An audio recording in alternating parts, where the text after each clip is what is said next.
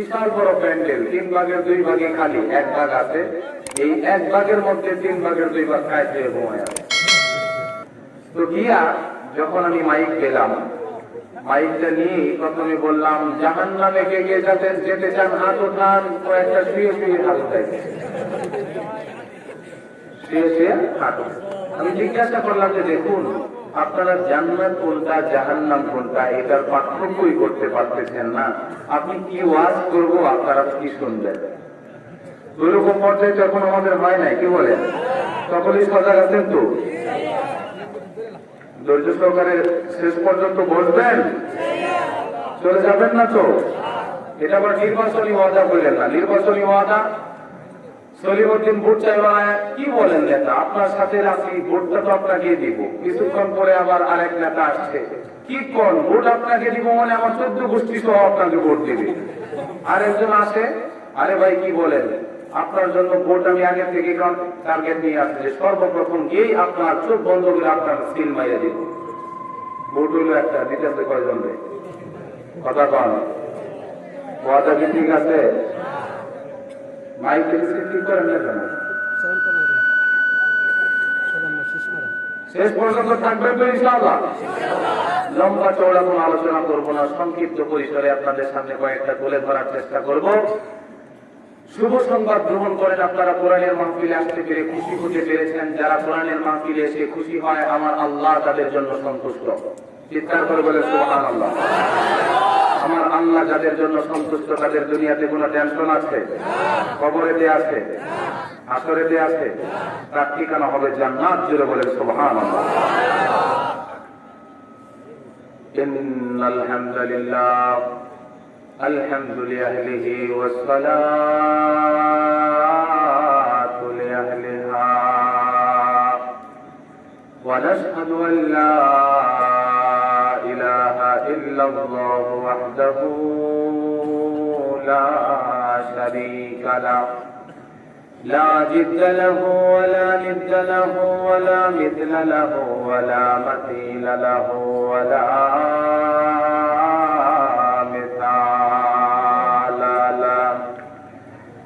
ولا وزير له ولا نذير له ولا معين له ولا مشير له ونشهد أن سيدنا وسندنا وحبيبنا وطبيبنا وطبيب قلوبنا ومولانا محمد ومولانا عبده ورسوله أرسله بالحق بشيرا ونذيرا وداعيا إلى الله بإذنه وسراجا منيرا أما بعد فأعوذ بالله من الشيطان الرجيم কোরআন থেকে একটা হরফ আপনি তিলাওয়াত করবেন, আমলনামায় আল্লাহ পাক 10টা নেকি পৌঁছায় দিবেন। আমার সাথে সাথে সকলেই বলেন, আউযু বিল্লাহি মিনাশ শাইতানির রাজীম। বিসমিল্লাহির রাহমানির রহিম।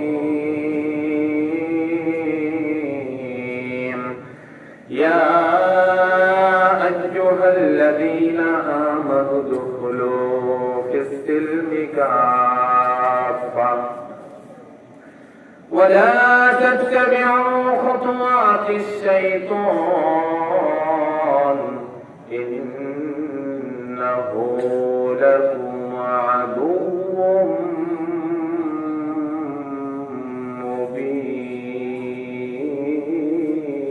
مبين.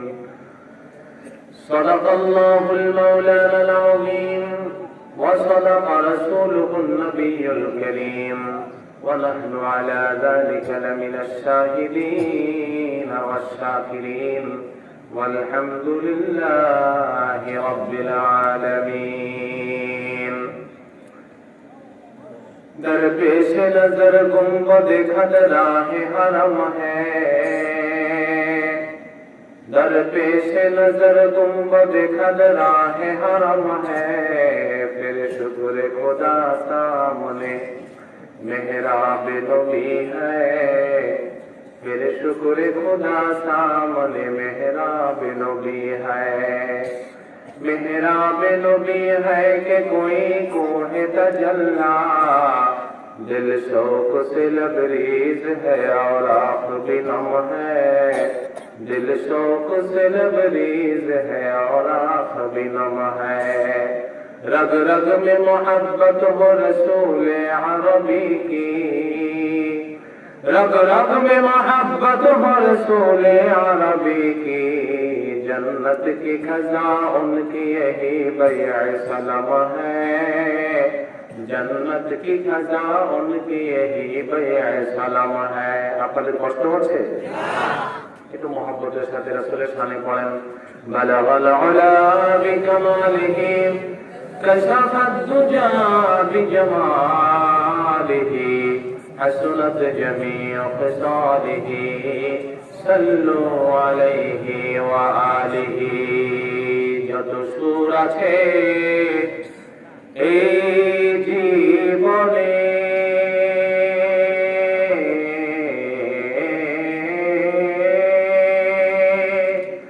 যত গান আছে এই ভুবনে, যত সুর আছে এই জীবনে, যত গান আছে এই ভুবনে, সবই গো নবী তোমারই শনে, মোরা তোমারই গুণগান গাহি.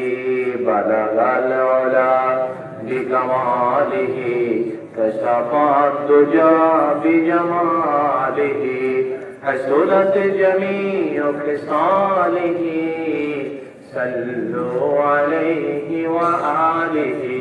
সকলে পড়ি আলহামদুলিল্লাহ. জামিয়া আরবিয়া খাদিজাতুল কুবরা কওমি মহিলা মাদ্রাসা কর্তৃক আয়োজিত আজকের ইসলামী সম্মেলনের পরম শ্রদ্ধাভাজন সভাপতি মহোদয়, আজিজ তুলাবা, মঞ্চে উপবিষ্ট হযরত উলামায়ে কেরাম, দূর দূরান্ত থেকে আগত দিন দরদ ইসলাম প্রিয় প্রাণের ভাইয়েরা, পর্দার অন্তরালে অবস্থানরত আমার শ্রদ্ধেয়া মা ও বোনেরা, মহান আল্লাহ পাক রব্বুল আলামিনের আলিশান দরবারে অসংখ্য শুকর যে মহান মুনিব আমাদেরকে এই কনকনে শীতের মধ্যে এমন একটি সময়ে, যে সময়ে গুনাহের ছড়াছড়ি, মানুষ গুনাহের কাজে স্বাভাবিক, নেক কাজে আশ্চর্য, কথা বলেন, এমন একটি সময়ে আমরা একত্রিত হয়েছি যে সময়ের মধ্যে একজন মা নষ্টা তার অবৈধ সন্তানকে পলিথিন কাগজের মধ্যে মোড়াইয়া চকলেটের মতো পেঁচাইয়া ডাস্টবিনের মধ্যে নিক্ষেপ করতেও দ্বিধা করে না, কথা বলেন ঠিক কিনা? এমন একটি সময় আমরা একত্রিত হয়েছি যে সময়ের মধ্যে একজন নষ্টা মহিলা তার অবৈধ সন্তানকে চারতলার ছাদের উপর থেকে তার নবজাতক সন্তানকে পিচ দ্বারা রাস্তার উপর নিক্ষেপ করতেও দ্বিধা করে না, কথা বলেন ঠিক কিনা? এমন একটি সময় আমরা অতিক্রম করছি যে সময়ের মধ্যে কাফের মুশরিক বেঈমানরা আমার নবী, আপনার নবী, বিশ্ব নবী মুহাম্মদুর রাসূলুল্লাহকে নিয়ে কটূক্তি, ব্যঙ্গ বিদ্রূপ করতেও দ্বিধা করে না, কথা বলেন ঠিক কিনা?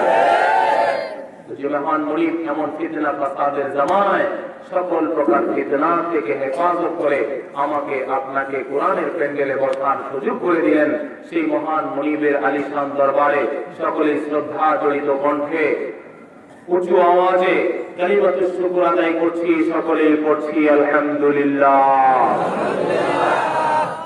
কয়েকজনে পড়েছেন, কয়েকজনে পড়েন নাই। সওয়াব হয়েছে না গুনাহ হয়েছে? সওয়াব হয় নাই। কতটুকু সওয়াব হয়েছে জানবেন?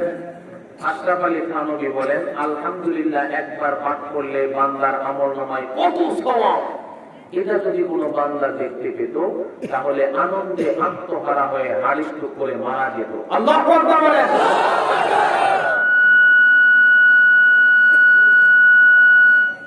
এটা তো শুনাইলাম আশরাফ আলী থানভীর কথা, এবার হাদিস শোনেন। সুবহানাল্লাহ ওয়াল হামদুলিল্লাহ তামলাআনি মা বাইনাস সামাই ওয়াল আরদ। যদি কোন মুমিন বান্দা একবার সুবহানাল্লাহ একবার আলহামদুলিল্লাহ পাঠ করে, মহান আল্লাহ রাব্বুল আলামিন এই আসমান থেকে জমিন পর্যন্ত, শিমাল থেকে জুনুব পর্যন্ত, মাশরিক থেকে মাগরিব পর্যন্ত যতটুকু ফাঁকা জায়গা আছে, কতটুকু ফাঁকা জায়গা? আপনাদের হালুয়াঘাট থেকে ময়মনসিংহ এতটুকু নাকি? কথা বল না কেন? পূর্ব থেকে পশ্চিম, উত্তর থেকে দক্ষিণ, আসমান থেকে জমিন যতটুকু ফাঁকা জায়গা আছে, একবার সুবহানাল্লাহ আলহামদুলিল্লাহ পাঠকারীর আমলনামায় আল্লাহ পাক রব্বুল আলামিন এই বিশাল খালি জায়গাটুকু সওয়াবের দ্বারা ভরপুর করে দেয়। এই যে সুবহানাল্লাহ একবার বললেন, জান্নাতের মধ্যে একটা গাছ হলো, আরেকবার বললেন আরেকটা হলো, আরেকবার বললেন আরেকটা হলো। যতবার বলবেন ততটাই হবে। চিৎকার করে বলেন সুবহানাল্লাহ। সুবহানাল্লাহর ফজিলত কত? এখানে এমন কেউ আছেন 100 বার হজ করেছেন? 100 বার হজ, 2-3 বার হজ করেছে এরকম লোকের তো পাওয়া যায় না। কথা বলেন না কেন? 2-3 বার হজ করেছে এরকম লোকেরই তো অভাব। অথচ হাদিসের মধ্যে আসছে কোন ব্যক্তি যদি সুবহানাল্লাহ সকালে 100 বার, বিকেলে 100 বার পাঠ করে, তার আমলনামায় 100 কবুল হজের সওয়াব লিখে দেওয়া হয়। আমলটা মনে রাখার চেষ্টা করবেন, আমল করার চেষ্টা করেন বন্ধুরে আমার। এই যে ছোট ছোট আমলগুলো, যে ব্যক্তি 100 বার সুবহানাল্লাহি ওয়া বিহামদিহি পাঠ করবে দৈনন্দিন, কতবার? 100 বার যদি কোন বান্দা সুবহানাল্লাহি ওয়া বিহামদিহি পাঠ করে, আল্লাহ পাক রব্বুল আলামিন সেই বান্দার আমলনামার সমস্ত গুনাহ খাতাগুলোকে মাফ করে দিবেন, যদিও সেই গুনাহ খাতাগুলো সমুদ্রের ফেনা বরাবর হয়। পড়তে রাজি আছেন তো ইনশাআল্লাহ? আওয়াজ দিয়ে বলেন আল্লাহু আকবার। কিছুটা হয়েছে আল্লাহর দেওয়া জবান, আল্লাহর দেওয়া কণ্ঠ, আল্লাহর দেওয়া শক্তি দিয়ে আল্লাহর নামটা উচ্চারণ করবেন, এটাও বের হতে চায় না। একটু আওয়াজ দিয়ে পড়ি আল্লাহু আকবার।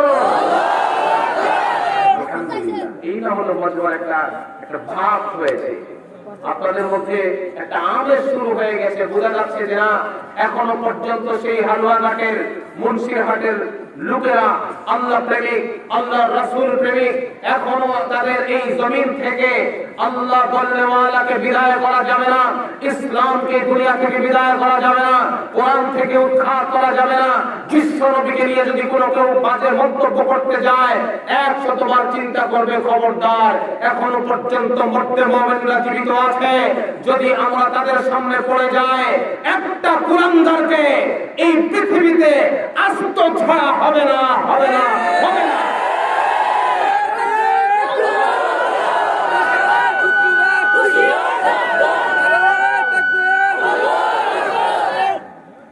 বন্ধুরে আমার, তাকবীরের যে আওয়াজ, এই আওয়াজটাও তো আমাদের দিন দিন ক্ষীণ হয়ে গেছে। আপনি চিন্তাই করতে পারবেন না আল্লাহু আকবারের তাকবীরকে কাফের মুশরিক বেঈমানরা এতটা ভয় করে, তারা এটম বোমাকে এতটা ভয় করে না। আমাদের শায়খ মুর্শিদ মুফতি ফজলুল হক আমিনী বাংলার সিংহ পুরুষ ছিলেন, আপনারা জানেন, রাহমাতুল্লাহ আলাইহি। তিনি বলতেন, আমাদের কাছে, মুসলমানের কাছে পারমাণবিক বোমারা থাকতে পারে, অ্যাটম বোমারা থাকতে পারে, আমাদের কাছে ক্লাসিনকোভ না থাকতে পারে, আমাদের কাছে অত্যাধুনিক অস্ত্র না থাকতে পারে, কিন্তু মুমিন মুসলমানের কাছে এমন এক অস্ত্র আছে, এমন এক পারমাণবিক বোমার চাইতেও শক্তিশালী আওয়াজ আছে যখন মুমিন মুসলমানরা ঈমানি বলে পরিয়ার হয়ে সেই নারায়ে তাকবীর আল্লাহু আকবারের ধ্বনি দেওয়া হয়, সেই আল্লাহু আকবারের ধ্বনির সামনে সমস্ত বাতিল শক্তি নেস্তানাবুদ হয়ে যায়। কথা বলে ঠিক না?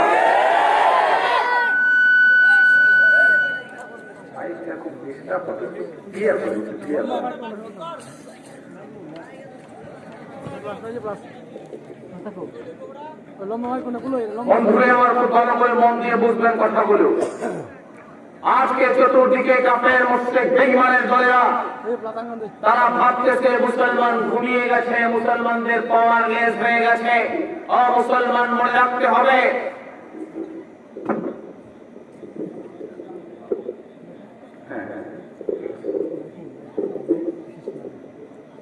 মুসলমান খুব ভালো করে বোঝার চেষ্টা করবেন।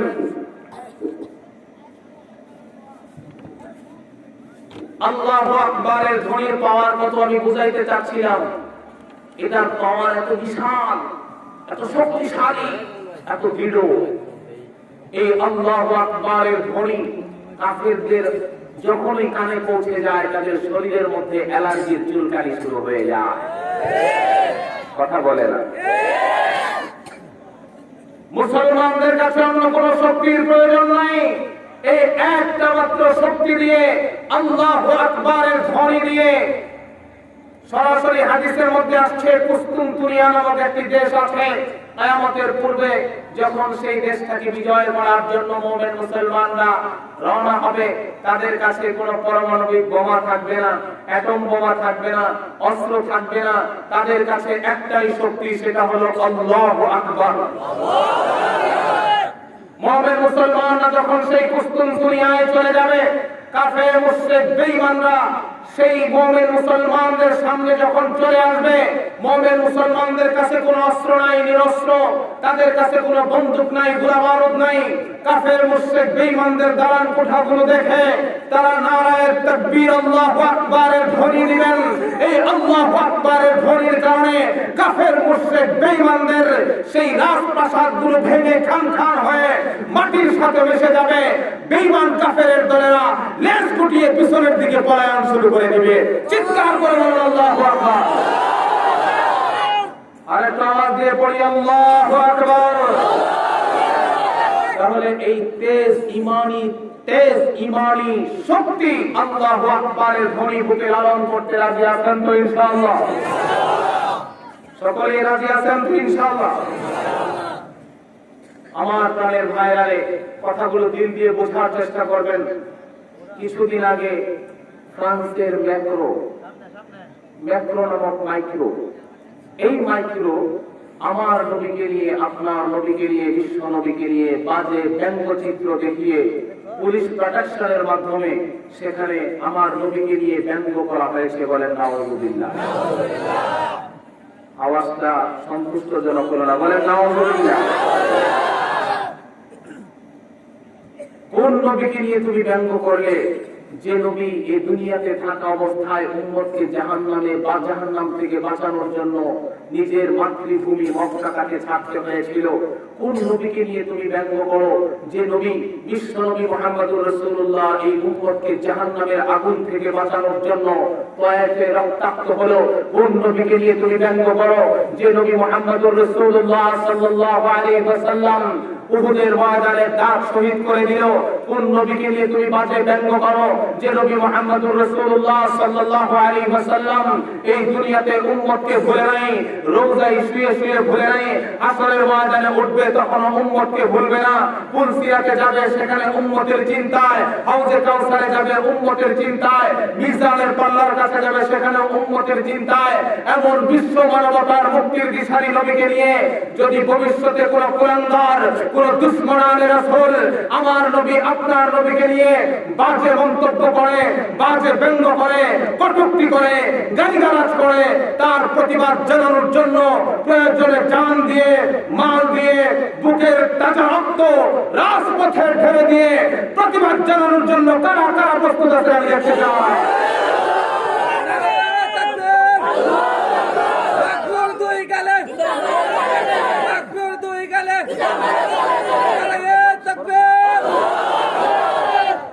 বন্ধুরে আমার, এমন নবীকে নিয়ে ব্যঙ্গ করো যে নবী ছিল সারা পৃথিবীর মধ্যে শ্রেষ্ঠ একজন ব্যক্তি। কথা বলেন ঠিক কিনা?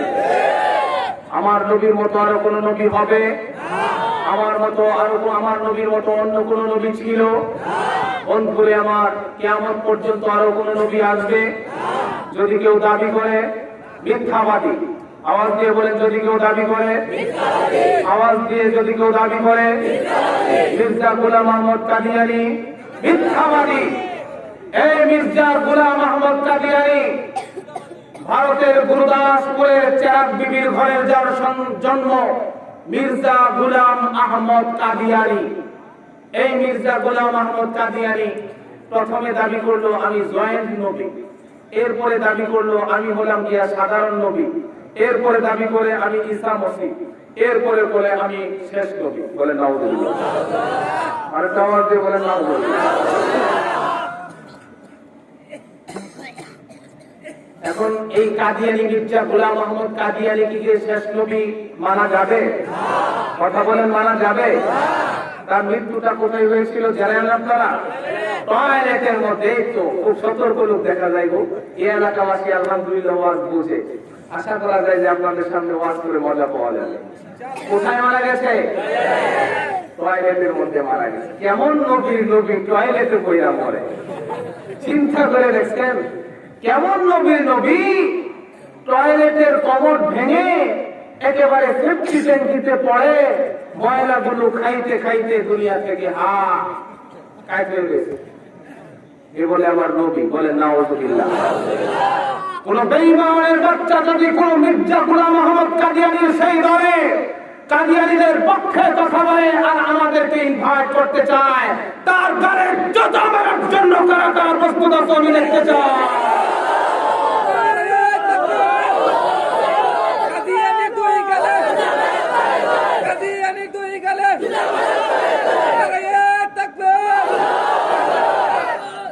আমার ভাইরা রে, চতুর সাইডে শুধু কাফের মুশরিক বেঈমানরা মুসলমানদের ঈমানকে ধ্বংস করে দেওয়ার জন্য উঠ পেতে বসে আছে। কথা বলেন ঠিক কিনা? চতুর্দিকে কোন দিকে যাইবেন মুসলমানদের ঈমানকে ধ্বংস করার জন্য সব কিছু নিয়ে তারা হাজির। টাকা চান, খ্রিস্টানরা টাকা দিতে প্রস্তুত। পয়সা চান, পয়সা দিতে প্রস্তুত। আপনি যা চান, বাড়ি চান, নারী চান, সব দিয়ে দিবে, বিনিময়ে ঈমানটাকে নিয়ে নিবে। কথা বলেন ঠিক কিনা? আমরা কি ঈমান দিতে পারি? আওয়াজ দিয়ে মুসলমান বলতে হবে, ঈমান দিতে পারি? আমরা প্রয়োজনে আমার সন্তান এতিম হতে পারে, প্রয়োজনে আমার মা সন্তান হারা হতে পারে, আমার বাবা সন্তান হারা হতে পারে, প্রয়োজনে আমার জান যেতে পারে, প্রয়োজনে আমি ফাঁসির কাস্টে ঝুলতে পারি। ঈমানের দিকে যদি কেউ চোখ তুলে তাকায় তা বরদাস্ত করা হবে না। কথা বলেন ঠিক কিনা?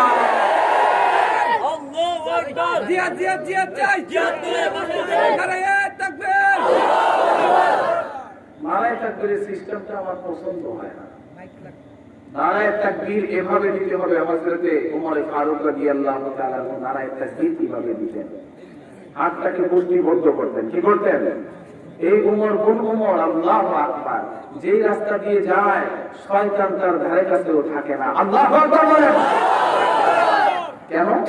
তার কারণ হচ্ছে খুব পাওয়ারফুল একজন ব্যক্তি, জালালি মেজাজের অধিকারী। তিনি যখন নারায়ে তাকবীর দিতেন ডান হাতটাকে এইভাবে মুষ্টিবদ্ধ করতেন। আপনারাও করেন? এইভাবে করে যখন নারায়ে তাকবীর দিতেন শরীরের মধ্যে একটা শক্তি চলে আসতো, ঈমানি জোশ বেড়ে যেত, তাহতা সারা থেকে আরশে আজিম পর্যন্ত তাকবীরের আওয়াজ পৌঁছে যেত। আল্লাহু আকবার। আল্লাহু আকবার বলে আপনারা রাজি আছেন তো ইনশাআল্লাহ? তবে সাবধান, এইভাবে দিতে গিয়া আরো আবার নাকে লাগাই দিয়েন। নাকে লাগাবেন না তো? মুষ্টিবদ্ধ করেন। নারায়ে তাকবীর, নারায়ে তাকবীর। ইসলামের শত্রুরা আমরা সবাই রাসূল সেনা, ভয় করি না বুলেট বোমা। হাত নামান। আলহামদুলিল্লাহ, শরীরের মধ্যে একটা জোশ এসে যায়, ঈমান তোরতাজা হয়। কথা বলেন ঠিক কিনা? বন্ধুরে আমার, চতুর্দিকে কাছে বসে বেঈমানরা মুসলমানদের ঈমান ধ্বংস করে দেওয়ার জন্য উঠ পেতে বসে আছে। কোন দিকে যাবেন সেদিকেই। বর্তমানে প্রত্যেকটা ঘরে ঘরে টিভি সিরিয়াল, হিন্দি সিরিয়াল আছে না নাই? কথা বলেন, আছে না নাই? আমাদের ছোট ছোট মেয়েরা হিন্দি সিরিয়াল দেখে, হিন্দি সিরিয়াল গুলো দেখে আহারে বউ শাশুড়ির মধ্যে ঝগড়া শুরু হয়ে যায়। হয় কি হয় না? বিয়া করতে যাবে, বিবাহ করতে যাবে, বিবাহ করার আগেই শর্ত করে একটা রঙিন টেলিভিশন দিতে হবে। বলে কি বলে না? নিজে চাইতে না পারলে ছেলের বাবায় আরেকজন লোককে হায়ার করে নিয়ে যায়। এই এলাকায় নাই? খাওয়া দাওয়া শেষ দিয়ে পাকা পুত্র ওই বেসরম লোকটা এসে কয় লেনদেনের কাজটা শেষ করে ফেলি। কি শেষ করবে? লেনদেনের কাজটা একটু শেষ করে ফেলি। কিসের আবার লেনদেন? বিয়ে পাকা পুক্ত হয়ে গেছে, লেনদেন কিসের? বন্ধুরে আমার, লেনদেন কিসের? সে বলতেছে না ওই যে আপনাদের মেয়ে সকালবেলা শীতকালের মধ্যে এসে রান্না করবে, এটা কষ্ট না? ওই রাতে রান্না করলো, একটু ফ্রিজে রাখা দিল, সকালবেলা একটু গরম করে খেয়ে ফেললো। এজন্য তো একটা ফ্রিজ দরকার। কি দরকার? কথা বলার সিস্টেম তো দেখছেন? আপনাদের মেয়ের জন্য একটা ফ্রিজ দরকার, একটা ফ্রিজ দরকার। কি দরকার? বাবা বললো হ্যাঁ ঠিক আছে, ফ্রিজ তো দিতে রাজি আছি, ফ্রিজ দিয়ে দিব, সমস্যা নাই। এবার আইসা বলতেছে যে ফ্রিজ তো দিবেন, একটা রঙিন টেলিভিশন দেওয়ার দরকার। হিন্দি সিরিয়াল দেখতে হবে না, রঙিন টেলিভিশন। সেও রাজি হয়ে গেল, হ্যাঁ রঙিন টেলিভিশন দিতে রাজি আছে, সমস্যা নেই। রঙিন টেলিভিশনও দিয়া দিল। কিছুক্ষণ পরে সব যেহেতু রাজি হয়ে যাইতেছে, ছেলের একটা হুন্ডা দরকার, পালসার।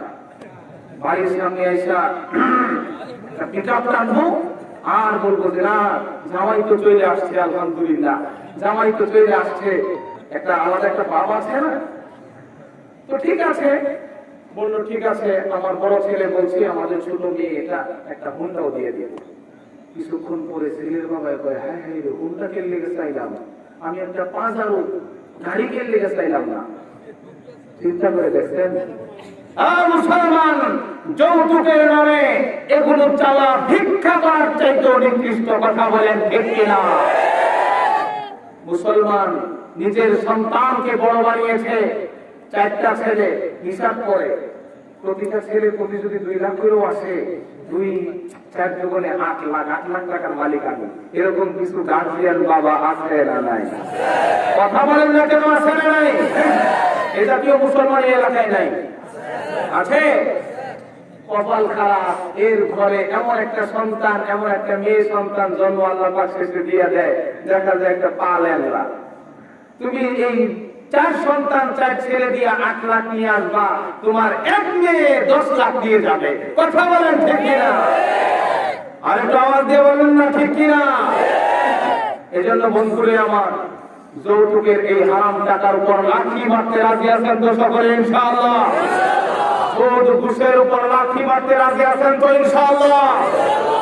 গাঞ্জা, ফেন্সিডিল, হেরোইনের উপর লাঠি মারতে রাজি আছেন তো ইনশাআল্লাহ? সকলেই রাজি আছেন? আজকে আমরা মুসলমান বেপরদায় চলি, মুসলমান চুলের কাটিনের ঠিক নাই, মুসলমান আমরা দেখা যায় মুসলমানিত্ব আমাদের সমাজের মধ্যে নাই, গায়ের মধ্যে নাই, দেহের মধ্যে নাই, নামাজে নাই। এ জাতীয় মুসলমান আছে না নাই? মুসলমান মূর্তি পূজার মধ্যেও যায়, আছে না নাই? মূর্তি পূজায় গিয়া সেখানে আনন্দ ফুর্তি করে আসে।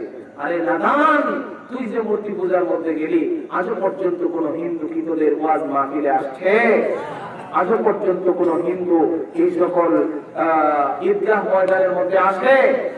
কোন শরমে তুমি একজন মুসলমানের বাচ্চা হয়ে মূর্তি পূজায় অংশগ্রহণ করতে পারো? তোমার মতো মুসলমান এই ইসলামকে ছোট করার জন্য একজন মুসলমানই যথেষ্ট। কথা বলেন ঠিক কিনা? এই জন্য আমরা মূর্তি পূজায় অংশগ্রহণ করতে পারি? আওয়াজ দিয়ে বলেন পারি?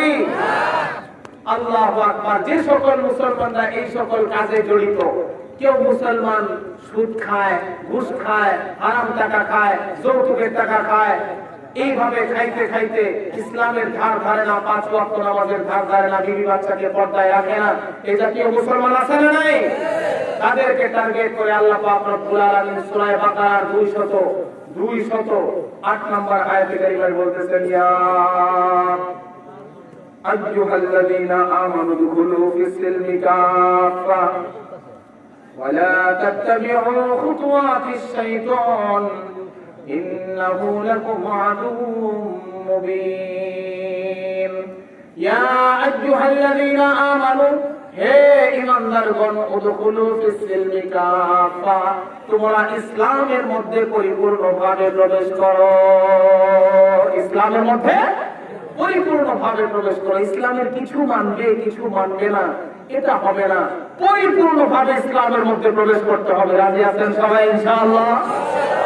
রিজিকের চাহিদায় অনেকেই দেখা যায় যে আপনার রিজিকের চাহিদার কারণে দেখা যায় বিভিন্ন গুনাহের মধ্যে লিপ্ত হয়ে যায়। সুদ খায়, ঘুষ খায়, যে আমার রিজিক বাড়াইতে হবে, আমার অর্থ সম্পদ বাড়াইতে হবে, এই জাতীয় মুসলমান আছে না নাই? অথচ রিজিকের মালিককে আওয়াজ দিয়ে আরো জোরে, ওয়া মা মিন দাব্বাতিন ফিল আরদি ইল্লা আলাল্লাহি রিজকুহা ওয়া ইয়ালামু মুস্তাকাররাহা ওয়া মুস্তাওদাহা কুল্লুন ফি কিতাবিম মুবিন। দুনিয়ার জমিনে এমন কোন বিচরণকারী প্রাণী নাই যেই প্রাণীর রিজিকের ব্যবস্থা আমার আল্লাহ পাক রব্বুল আলামিন করেন না। জুড়ে বলেন সুবহানাল্লাহ।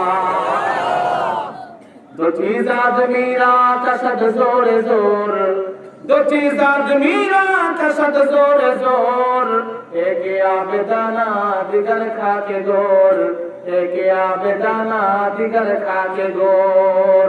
দুইটা বস্তু মানুষকে নিজের দিকে জোরে জোরে টানতে থাকে, জোরে জোরে টানতে থাকে, জোরে জোরে টানতে থাকে। একটা হলো তার রিজিক, দানা, পানি, রুটি, আরেকটা হলো তার কবরের মাটি। ঠিক কিনা বলে? রিজিক মানুষকে তালাশ করে, আপনি কল্পনাই করতে পারবেন না। হাদিসে আছে, আর রিজকু ইয়াতলুবুল আবদ আকসারা মিম্মা ইয়াতলুবুল আবদ। রিজিক বান্দাকে এভাবে তালাশ করে, বান্দা রিজিককে যতটা তালাশ করে এর চাইতে রিজিক বান্দাকে আরো বেশি তালাশ করে। চিৎকার করে বলেন সুবহানাল্লাহ। এজন্য রিজিকের ব্যবস্থা করেন কে? জোরে বলতে হবে মুসলমানকে। রিজিকের মালিক আল্লাহ, রিজিকের ব্যবস্থাপনা করেও আল্লাহ। সুতরাং রিজিক জোর জবরদস্তি করে নিয়ে আসতে গেলে কপালে দুর্গতি আছে না নাই? মুসা আলাইহিস সালাতু ওয়াস সালামের জামানা চলছে। এক উম্মত আইসা কয়, খুব মজার আলাপ। এক উম্মত কয়, হুজুর, বিপদ যাতে আসার আগে আমি জানতে পারি এরকম একটা ব্যবস্থা কি করা যায় না? মুসা আলাইহিস সালাম কয়, বিপদ আসার আগে তুমি জানি এবার ঘটনাটা কি? ওই অনেক সময় হয় কি হুজুর, ঘরের মধ্যে আগুন লাগলো, আমার ঘরটা পুড়ে গেল। অনেক সময় হয় ব্যবসার মধ্যে লস খাবো, ওই ব্যবসায় বাদ দিলাম। অনেক সময় হয় গরুটা মারা যাবে, ওই গরুটা আমি আগে বিক্রি করে দিলাম। এটা যাতে আগেই আমি জানতে পারি, এই জন্য এই ব্যবস্থাটা কি করা যায় না? মুসা আলাইহিস সালাম বললেন, ধর বেটা, বিপদ আসার আগেই জানতে পারবি এরকম সিস্টেম তো আমার জানা নাই। ওই হুজুর, স্পেশাল ভাবে আমাকে একটু ব্যবস্থাটা করে দেয়। বন্ধুরে আমার, মুসা আলাইহিস সালাম আল্লাহর সাথে কথা বলার জন্য গেলেন। গিয়ে বললেন, মাবুদ, এই বনি ইসরাইলের দরবারে আমাকে পাঠাইছো, বনি ইসরাইলদের মাঝে আমাকে পাঠিয়েছো। মাবুদ, তারা তো খুব ঝামেলা, তারা তো খুব পেঁচাইনার জাত। মাবুদ, তারা জানতে চায়, একজন জানতে চায় বিপদটা আসার আগেই যেন আমি তাকে জানায় দেই। আল্লাহ পাক বললেন যে, মুসা, বিপদ না জানাইয়া যাওয়া বান্দার জন্য উপকার, বিপদ জানাইয়া যাওয়া এটা বান্দার জন্য ক্ষতি। কথা বলেন ঠিক কিনা?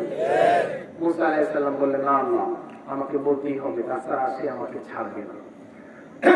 আল্লাহ পাক রব্বুল আলামিন বলে দিলেন, মুসা, তাকে গিয়ে বলো তার একটা ঘোড়া আছে, তার একটা ঘোড়া আছে, খুব সুন্দর আদর করে দিনের মধ্যে গোসল করায়, এরপরে তেল মারে, এরপরে চিরুনি করে দেয়, আবার শ্বশুর বাড়ি গেলে ঘোড়াটা দিয়ে যায়, আবার এই ঘোড়াটা নিয়ে বিভিন্ন দৌড় প্রতিযোগিতায় অংশগ্রহণ করে। এই ঘোড়াটা আজকে তো হলো কি বার? আজকে হলো শুক্রবার, শনি, রবি, শনিবারটা মাঝখানে আছে, রবিবারের দিন তার ঘোড়াটা মারা যাবে। রবিবারের দিন এই সংবাদটা তাকে জানাই দাও। মুসা আলাইহিস সালাম কি আর কয়, তুমি তো বিপদ আগে আসার আগে জানতে চাইছিলা, তো শুনে নাও, তোমার যে একটা আদরের ঘোড়া আছে, এই ঘোড়াটা আজকে তো শুক্রবার, কালকে শনি, রবিবারের দিন মারা যাবে, মাঝখানে একদিন পরে মারা যাবে। ও আল্লাহর নবী মুসা, আপনি আমার বিরাট উপকার করছেন, আমার 14 গোষ্ঠীর উপকার আপনি করে ফেলছেন। কি উপকার করলাম? আজকের দিন আছে, কালকের দিন আছে, এটা তো মারা যাবে রবিবারে, তো পরের দিন নিয়া এই ঘোড়াটা সুন্দর করে হাতে উঠাইয়া বাজারে বিক্রি কইরা টাকাগুলা নিয়ে পকেটে বাড়িতে এসে বসে আছে। মরলে এটা তার বাড়িতে গিয়া মরুক, আমার বাড়িতে না মরুক। এটা দিয়ে কিছু চিন্তার বাটবার আছে না? কথা বলেন না কেন? এখনই বন্ধুরে আমার দেখতে দেখা গেল লোকটা জিতে গেছে, মূলত জিতে নাই। কিছুদিন পরে আবার এসে মুসা আলাইহিস সালাম বললেন, তুমি তো ঘোড়া বিক্রি করে দিছো, টাকা পয়সা নিয়ে আসছো, খবর জানো? কি খবর? আজকে তো হলো রবিবার, সোম মঙ্গল, মাঝখানে সোমবার আছে, মঙ্গলবারে তোমার সেই টাকা, ঘোড়া বিক্রি করার যে টাকা সন্দুকের মধ্যে রাখছো, সুর আইসা সেই সন্দুকের টাকা লয়ে ভাগবো। ও নবী মুসা, আপনিও ভালো, কত ভালো আপনি, পুরুষ মানুষ নাই, শরীরের মধ্যে একটা পাওয়ারই অন্যরকম, কি আর আমাকে করতে পারবে? গিয়া এই সন্দুকের তালা ভাঙতেছে, এটা করতেছে, ওইটা করতেছে, ওই দিক থেকে এই বউ মানুষ সে আল্লাহর দরবারে হাত বাড়িয়ে ডাকতেছে, মাবুদ, হে আল্লাহ, আমি তোমার ইবাদত করি, তোমার কুদরতি কদমে আমি সাজদা করি, মাবুদ মেহেরবানি করে এই চুরকে পিটানোর মতো শক্তি তো আমার নাই, আমি তো দুর্বল, আমি তো মহিলা, সুতরাং এই চুরটাকে পিটানোর জন্য তুমি একটা ব্যবস্থাপনা তুমি করে দাও। আল্লাহ পাক দোয়া কবুল করছে। আল্লাহর কি কারিশমা, কিছুক্ষণ পরেই দেখা গেল একদল ডাকাত ওই ঘরের ভিতরে ঢুকে গেছে। আল্লাহু আকবার বলেন। ডাকাত রিয়ার সুরের মতো কাজ করে সরাসরি টর্চ লাইট দিয়ে আমারে, টর্চ লাইট মারার পরে দেখা যায় যে সন্দুকের পিছনে চুপচাপ করে বসে আছে পুরুষ মানুষ। এই ডাকাতের দল ভাবতেছে যে এটা তো এই ঘরের মালিক, এখানে এসে বসে রয়েছে। এক হারামি, স্বর্ণ কইরা চলবে, টাকা কইরা চলবে, পয়সা কইরা চলবে, হীরামণি মুক্তা জওহর যা আছে সব দে। হ্যাঁ কই আল্লাহর কসম ভাই, আমি তো কিছুই জানি না, কিছুই জানি না। আর একটা সর্দার, ডাকাতের সর্দার গিয়া জুতা দিয়া মাথার মধ্যে পিটন, আর বলে কইরা তাড়াতাড়ি বাইর কর। ওই দিক থেকে ওই বউ মানুষ, বউ মহিলা, সে বলতেছে একটু ক্যাশ লাগাই দিতেছে আর কি, টাকা বেচারা চাইতেছে, টাকাটা দিয়ে দেন। যাদের চাইতে কি টাকার মহব্বত বেশি নাকি? কি বলছে? কেমন মনে করেন? ক্যাশটা ভালো করে লাগাই দিচ্ছে না? খুব ভালো করে লাগাই দিচ্ছে। চুরারে এই সকল ডাকাতের দলেরা পিটাইতে পিটাইতে হাড্ডি গুড্ডি চুরমার কইরা পরের দিন সকালবেলায় বাইর করে দেয়। তো এরকম ব্যবস্থাপনায় চুরটাকে পিটানোর ব্যবস্থা করে দিয়েছেন কে? আওয়াজ দিয়ে বলেন কে? এই বনি ইসরায়েলের এই উম্মত, সেও ভাবছে ঘোড়া তো মারা যাইতো, আমি তো ঘোড়া বিক্রি করে টাকা নিয়ে আসছি, জিতে গেলাম, টাকা তো চুরে নিয়ে যেত, টাকা আমি ফেলে দিয়ে আসছি, আমানত রেখে আসছি অমুক জায়গায়, আমিও তো বিপদ থেকে বেঁচে গেলাম। কিন্তু আল্লাহর কি কুদরত, 3 দিন পরে খবর আসতেছে, মুসা আলাইহিস সালাম এসে বলতেছে, এই উম্মত ভালো করে খেয়াল করে শোনো, আজকে কি বার? মঙ্গলবার, বুধবার, বৃহস্পতিবার, মাঝখানে বুধবার আছে, বৃহস্পতিবারের দিন তুমি এ দুনিয়া থেকে ইন্তেকাল করবে, ভালো করে খাওয়া দাওয়া করে জীবনের সব চাহিদা গুলা মিটায় নাও। এখন আরো কোনো কথা আছে? ঠাস করে মুসা আলাইহিস সালামের পায়ে পড়ে কয়, ওগো আল্লাহর নবী মুসা, আপনি আমার আব্বা লাগেন, মেহেরবানি করে আমাকে মৃত্যু থেকে বাঁচায় দেন। মৃত্যু থেকে বাঁচানোর কোনো কায়দা আছে? আওয়াজ দিয়ে বলেন, আসেনি? माल दौलत इल्म हशमत कुछ नहीं काम आएगा, माल दौलत इल्म हशमत कुछ नहीं काम आएगा, मौत जिस दिन आएगा गर्दन पकड़ ले जाएगा, मौत जिस दिन आएगा गर्दन पकड़ ले जाएगा। কথা বলেন ঠিক কিনা? আপনাদের কষ্ট হচ্ছে? ছেড়ে দিব? আপনারা বললে আমি ছেড়ে দেবো, কারণ শুধু জামালপুর থেকে যদি এ পর্যন্ত আসি, আপনারা তো আসছেন আশেপাশে 2-4 কিলো থেকে, আমি তো আসছি কত শত কিলো থেকে, তাই না? সুতরাং আপনাদের তুলনায় ক্লান্ত আমি। আপনারা যদি শোনার জন্য চান তাহলে আমি বলবো। বন্ধুরে আমার, মুসা আলাইহিস সালাম আল্লাহর কাছে বললেন, মাবুদ তোমার এই বান্দা প্রথমে ঘোড়া বিক্রি করেছিল, ঘোড়া মারা যাইতো, ঘোড়া বিক্রি করে দিয়েছে, টাকা হারিয়ে যাইতো, টাকাটা আমানতদারের কাছে আমানত রেখে আসছে।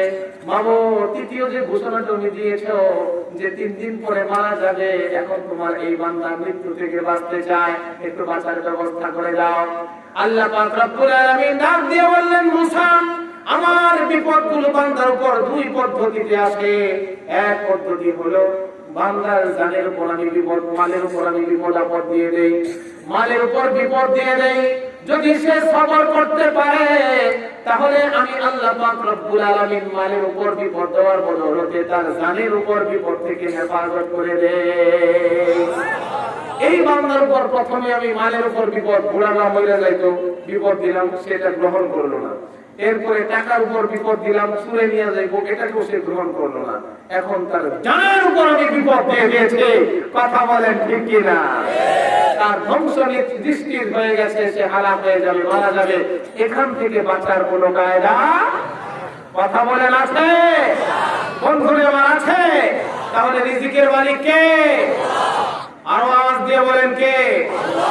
আপনাদের এই ব্যাপারে মনে একটু সন্দেহ আছে। হায়াতের মালিক কে?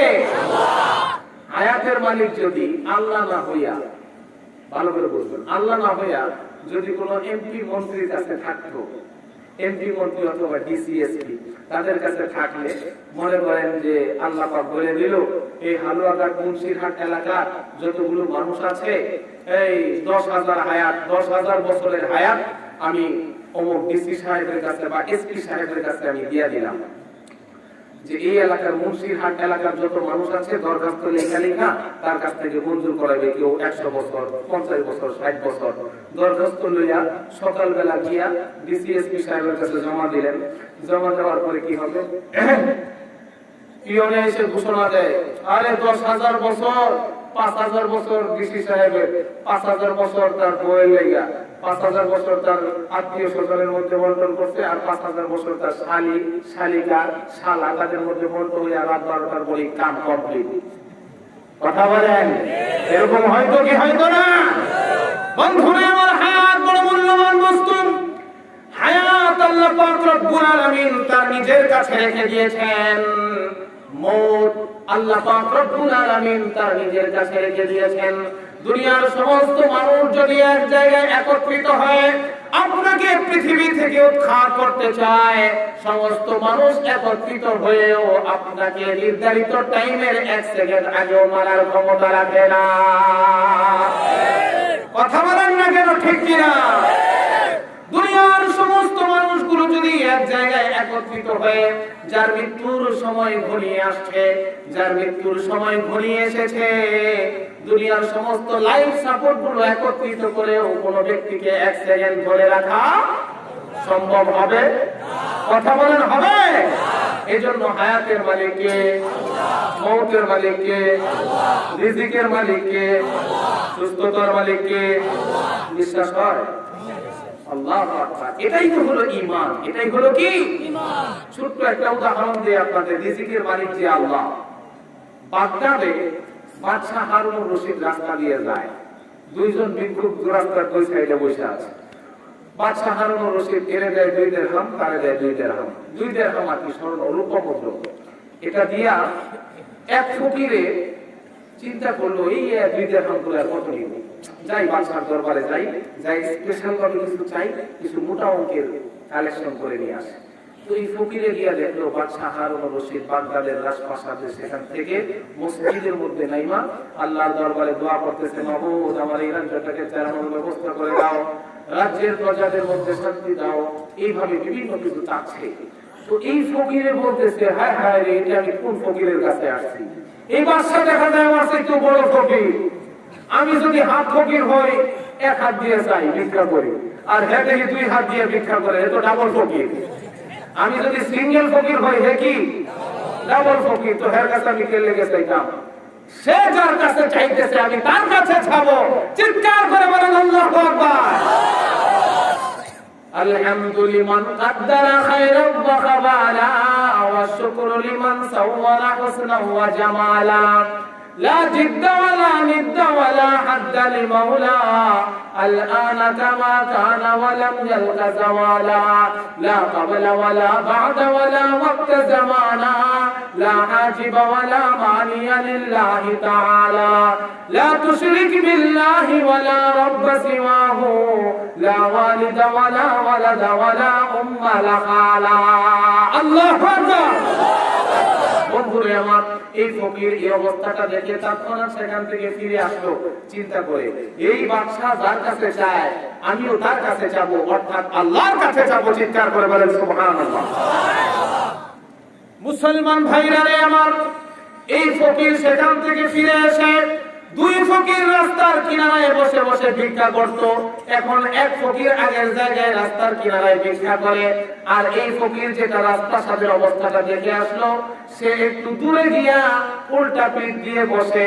আল্লাহর কাছে চায় আল্লাহর কাছে মুনাজাত করে যা পারে তাই ইবাদত বন্দেগী করে বাদশা হারুন রশিদ রাস্তা দিয়ে যাইতে কই কি রে প্রতিদিন তোরে দুইজন ফকির দেখতে পাই তোর দোস্ত কই সে তো আপনার কাছ থেকে কিছু নিবে না সে আপনার কাছ থেকে কিছু বাকি দেওয়ার পরে নাই যে সে আল্লাহর কাছ থেকে নিবে এই কথাটা বললে যদি বাদশা খুশি হয়ে যায় দিলদার বাদশা তো ঠিক না এজন্য আপনার কাছ থেকে কিছু নিবে না এই কথা বইলা বাদশার অন্তর থেকে তাকে একটু উঠায় দিল এক শ্রেণীর লোক আছে দেখবেন একজন আরেকজনের মধ্যে শত্রুতা সৃষ্টি করে দেওয়ার জন্য দেখবেন একটা কথা একজনের সাথে বলছেন অর্ধেকটা বলবে বাকিটা বলবে না আছে না নাই কথা বলেন না কেন আছে না নাই আমাদের সমাজে এক শ্রেণীর ভাইরা আছে যারা বলে লা তাকরাবুস সালাহ নামাজের ধারে কাছেও যায় না নামাজের ধারে কাছেও যায় না এই জাতীয় কিছু লোক আছে না নাই কথা বলেন লা তাকরাবুস সালাহ এগুলা সাধারণত যে গুঞ্জিকা সেবন করে গুঞ্জিকা সেবন বুঝেন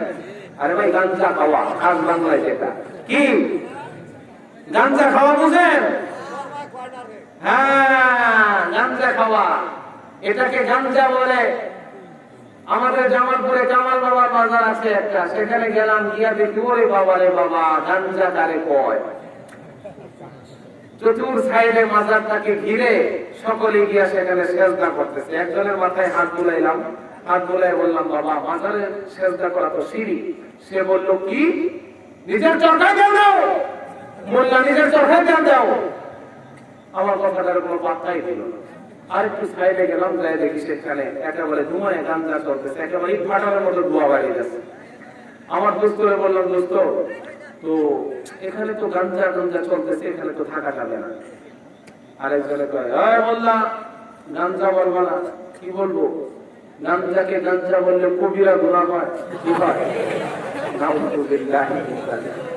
গাঞ্জাকে গাঞ্জা বললে বলে কি হয় তো কি বলবো গাঞ্জাকে গাঞ্জা বলবো না গাঞ্জাকে সিদ্ধি বলবো সিদ্ধি সিদ্ধি কি সিদ্ধি খাইলে বুদ্ধি বাড়ে বাপ দাদার নাম বাড়ে বলে নাউজুবিল্লাহ আর কাওয়াজ দিয়ে বলেন না নাউজুবিল্লাহ এই জাতীয় গাঁজাখোর কিছু এলাকার মধ্যে বসবাস করে কি করে না কথা বলেন না কেন আছে না নাই মুসলমান কোন ভণ্ড পীর কোন ভণ্ড বাবা যদি কোন মুমিন মুসলমানের ঈমানের উপর আঘাত করতে চায় তাকে প্রতিবাদ জানানোর জন্য প্রতিহত করার জন্য জীবনের সর্বস্ব দিয়ে কারা কারা প্রস্তুত আছে আমি দেখতে চাই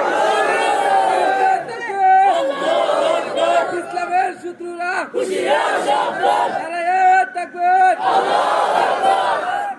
বন্ধুরে আমার বলতেছিলাম বাদশা হারুন রশিদ পর্যন্ত তো গেলাম তো সেখানে সে অর্ধেকটা আর বললো না কিছুটা বললো বলার পরে এবার বাদশাহ বলে ঠিক আছে সে যে তোমার কাছে আর চাবে না আগেও তোমাকে 2 দিরহাম দিতাম তাকেও দিতাম এখনো দিব তোমাকে 2 দিরহাম দিলাম তাকে 2 দিরহাম বাদশাকে দিয়ে পাঠায় দিলেন একজন খাদেমকে দিয়ে তাকে 2 দিরহাম দিয়ে আসা হলো পরের দিন বাদশাহ যখন তার রাজপ্রাসাদে চলে গেল রাজপ্রাসাদে চলে যাওয়ার পরে যে বাদশার কাছে হাত পাতে তার জন্য একটা স্পেশাল দানের ব্যবস্থা করলো কি একটা আস্ত মুরগি কাবাব বানায়া এটার ভিতরে 2টা স্বর্ণ মুদ্রা ঢোকায় দিল কি মুদ্রা স্বর্ণ মুদ্রা একটা স্বর্ণ মুদ্রার মধ্যে কমপক্ষে 1 ভরি স্বর্ণ বর্তমান মূল্য 80 থেকে 85,000 2টা স্বর্ণ মুদ্রা এখন হিসাব করে দেখেন 2টা স্বর্ণ মুদ্রা দেয় একটা মুরগির কাবাব বানায়া ভাইজা সুন্দর করে যে বাদশার কাছে চায় তারে একটা আস্ত মুরগি দেয়, আর যে বাদশার কাছে চায় না উল্টা দিকে পিঠ করে বসে আছে তার দিকে ওই 2 দেড়হাম 2টা রূপা মুদ্রাই দেয়, স্বর্ণ কিছু দেয় না। বন্ধুরা আমার কিছুদিন চলে যাওয়ার পরে বাদশা লক্ষ্য করতে পারলেন যে যেই ফকিরটাকে সে স্বর্ণ মুদ্রা দেয়, যেই ফকিরটাকে সে আস্ত একটা মুরগি সুন্দর করে ভুনা করে রোস্ট করে তার সামনে দেওয়া হয়, এই ফকিরটা এখনো পর্যন্ত বসে বসে ভিক্ষা করে, কিন্তু যেই ফকিরটা দূরে বসা ছিল ওই ফকিরটা রাস্তার পাশে পাওয়া যায় না। বন্ধুরা আমার জিজ্ঞাসা করলো বাদশা, এ ফকির তোর দুস্থকে তো আশেপাশে দেখি না। ফকিরে কয়, কেমনে দেখবেন, সে কি এখন আর ফকির আছে? সে তো এই বাংলাদেশ সবচেয়ে বড় শিল্পপতি ধনী হয়ে গেছে। কি হয়ে গেছে? চিৎকার করে বলেন সুবহানাল্লাহ। বন্ধুরে আমার বাদশা বলল, সে ধনী হইতে পারলো, তুই ধনী হইতে পারলি না? ওই বাদশা এটা কোনো কথা কইলেন, আমি কেমনে ধনী হইব? আপনি আমাদের দেন একটা মুরগি, তারপরও বাইচিয়ে দেন, যদি একটু জেতা দিতেন বাজারে গিয়ে বেচতাম, কয়টা পয়সা পাইতাম। বাইচিয়ে দেন, এটাকে বিক্রি করলে তো বেশি একটা দামও আমি পাই না। এজন্য এই মুরগিটা নিয়ে আমি ওই দুস্তরের কাছে যাইতাম, যাওয়ার পরে বলতাম 2টা রূপার মুদ্রা করে দিছে আর আমার একটা মুরগি দিছে। মুরগির মধ্যে তো আর কোনো কিছু, সে তো আর জানে না। সে কি জানে? জানে না।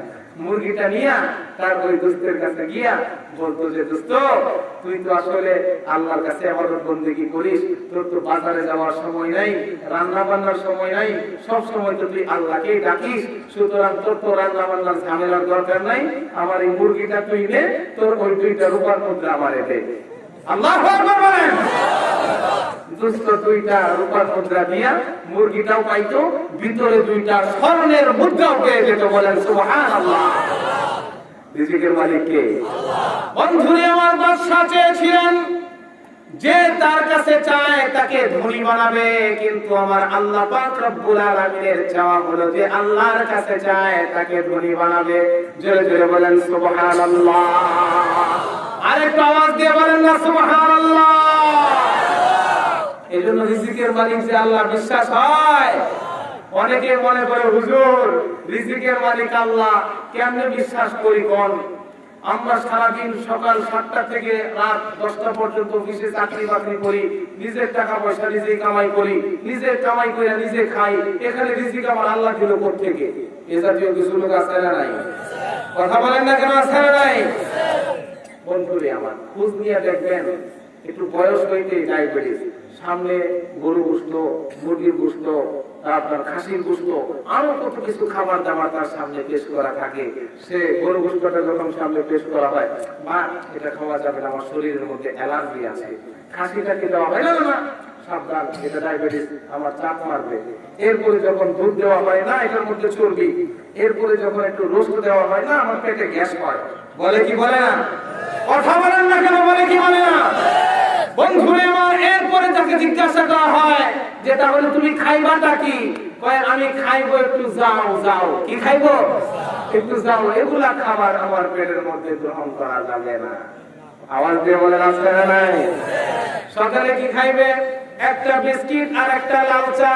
দুপুরের খাবার হলো 1 মুঠ ভাত আর একটু তরকারি, নিরামিষটাও।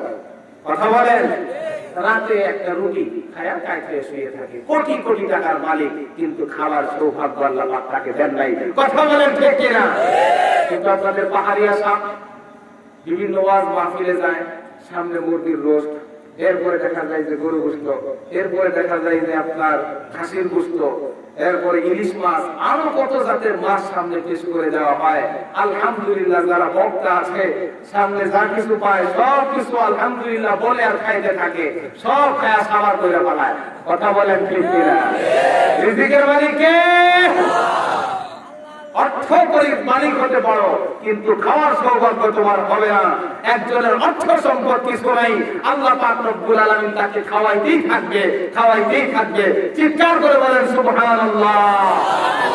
বন্ধুরে আমার, এজন্য আপনাদেরকে লং টাইম সময় আমি নিব না।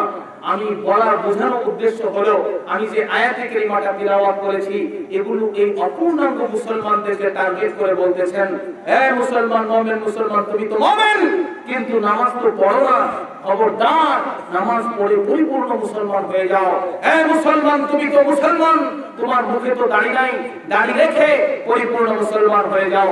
তুমি তো মুসলমান সুদ খাও, সুদ না খেয়ে পরিপূর্ণ মুসলমান হয়ে যাও। ঘুষ খাও, ঘুষ ছেড়ে দিয়ে যৌতুকের টাকার মধ্যে লাথি মেরে পরিপূর্ণ মুসলমান হয়ে যাও। তুমি তো একজন মুসলমান, তুমি তো হিন্দি সিরিয়াল দেখতে পারো না, তোমার পরিবার বর্গকে সেই সকল প্রকার বেপরদা থেকে তোমাকে হেফাজত করার দায়িত্ব আল্লাহ পাক রব্বুল আলামিন এই আয়াতের মধ্যে ডেকে ডেকে বলতেছেন, ইয়া আইয়ুহাল্লাযীনা আমানু দুখুলু ফিস-সিলমি কাফা, হে ঈমানদারগণ তোমরা ইসলামের মধ্যে পরিপূর্ণভাবে প্রবেশ করো। বলেন সুবহানাল্লাহ। মুসলমান ভাইরা আমার, যারা এতদিন পর্যন্ত সুদ খাইলো, ঘুষ খাইলো, বেপরদায় চললো, নামাজের ধার ধারলো না, এই জাতীয় মুসলমান বর্তমানে অনেক আছে। এখন তাদের বাঁচার একটা উপায় বলে দিয়ে আমার আলোচনা শেষ করব, মোনাজাত বাড়িয়ে দিব। এই ভাইয়া বসেন, বন্ধুরে আমার খুব ভালো করে খেয়াল করে শুনবেন। যে সকল মুসলমানরা গুনাহগার তাদের জন্য আল্লাহ পাক রব্বুল আলামিন গোল্ডেন অফার দিয়ে দিয়েছেন। আল্লাহ রাসূল সাল্লাল্লাহু আলাইহি ওয়াসাল্লাম হাদিসে পাকের মধ্যে ইরশাদ ফরমান, ইন্নাল্লাহা ইয়াবসুতু ইয়াদাহু বিল-লাইল লিয়াতুবা মুসিউন নাহার। আল্লাহ পাক রব্বুল আলামিন গভীর রজনীতে হাত কুদরতি হাত সম্প্রসারণ করে ডাকতে থাকেন, বান্দা আমার দরবারে ফিরে আয়, আমার দরবারে ফিরে আয়। দিনের বেলায় যারা গুনাহ করেছিস আমি আল্লাহর কাছে তওবা কর, আমি আল্লাহ পাক তোর জিন্দেগীর সমস্ত গুনাহ খাতা মাফ করে দিব। এরপরে দিনের বেলায় আল্লাহ পাক আমার কুদরতি হাত সম্প্রসারণ করে ডাকতে থাকেন, রে বান্দা গভীর রজনীতে যে গুনাহটা তুই করেছিস, যেই গুনাহ তুই করেছিস তোর বাবা দেখে নাই, তোর মা দেখে নাই, তোর বিবি দেখে নাই, তোর আত্মীয় স্বজন কেউ দেখে নাই। তোর বিবি যদি দেখতো তোকে তোর কপালের মধ্যে থুতু নিক্ষেপ করে বাবার বাড়ি চলে যেত। তোর মা যদি দেখতো তোকে ত্যায্য পুত্র করে দিত। যেই গুনাহটা তুই করেছিস সমাজের মানুষ যদি দেখতো, সমাজের মানুষ তোকে থুতু নিক্ষেপ করতে দ্বিধা করতো না। আমি আল্লাহ পাক রব্বুল আলামিনকে ফাঁকি দেওয়ার কোনো সুযোগ নাই রে বান্দা। আমি আল্লাহ পাক রব্বুল আলামিনের ঘুম নাই, তন্দ্রা নাই, লা তাখুযু সিনাতুন ওয়ালা নাওম। আমি আল্লাহ পাক রব্বুল আলামিন ঘুমাই না। যখন যে অবস্থায় থাকিস না কেন সব কিছু আমি জানি। যে গুনাহগুলো করেছিস গভীর রজনীতে গুনাহ করেছিস, কেউ দেখে না, আমি আল্লাহ পাক দেখেছি। দিনের বেলায় হাত বিছায়া ডাকতেছি, বান্দা আয় আয় আয়। গভীর রাত্রিতে যারা আল্লাহর অবাধ্য করেছিস আমার কাছে মাফ চা, আমি আল্লাহ পাক তোর পিছনের জিন্দেগীর সমস্ত গুনাহ খাতা মাফ করে দিব। কেমন আল্লাহ দেখেন, সুবহানাল্লাহ। আমার আল্লাহকে তো চিনলেন না রে বন্ধু, আল্লাহকে তো চিনলাম না। কেমন আল্লাহ!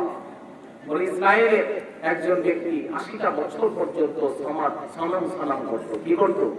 সনাম, মূর্তি করত। ভুলে একদিন বেরিয়ে গেল সমাজ, ভুলে কি বেরিয়ে গেল সমাজ।